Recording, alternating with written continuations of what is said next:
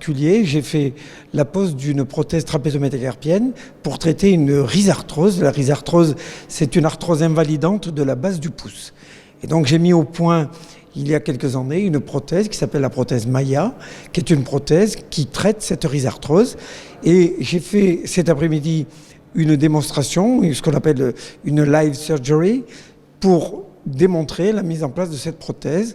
Et demain, dans la matinée, je ferai une conférence pour parler effectivement, des prothèses existantes pour traiter cette pathologie et du comportement de ces prothèses et de l'intérêt de ces prothèses. Les prothèses, c'est un peu comme les voitures, c'est-à-dire qu'il y a des modèles qui apparaissent et qui sont innovantes, qui essaient chaque fois d'améliorer les choses pour qu'elles aient une meilleure longévité notamment, c'est-à-dire que quand on pose une prothèse, il faut que ça dure longtemps pour qu'on n'ait pas à les changer parce que c'est chaque fois une opération. Et donc l'idée c'est d'apporter avec chaque nouveau modèle soit une amélioration fonctionnelle, soit une amélioration dans la durée de la longévité de la prothèse. Alors c'est une intervention qui est assez simple puisqu'elle se fait sous anesthésie loco-régionale, on n'endort que la main. Et de ce fait, ça peut se faire en ambulatoire, c'est-à-dire que le patient, il peut rentrer le matin, repartir en fin de journée à la maison. Voilà. Et donc, c'est pas une intervention très envahissante, très agressive, c'est une intervention qui est assez simple, mais qui est techniquement méticuleuse.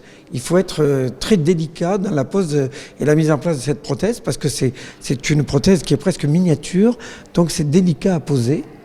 Voilà.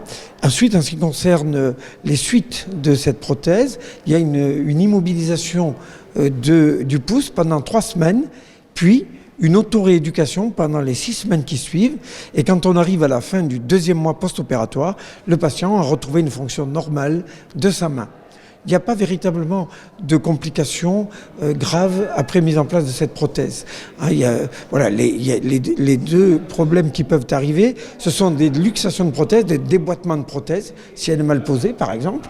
Et ensuite, ce qui peut se produire à long terme, c'est l'usure par contre, avec ce qu'on appelle des descellement de prothèse au bout de 10, 15, 20 ans.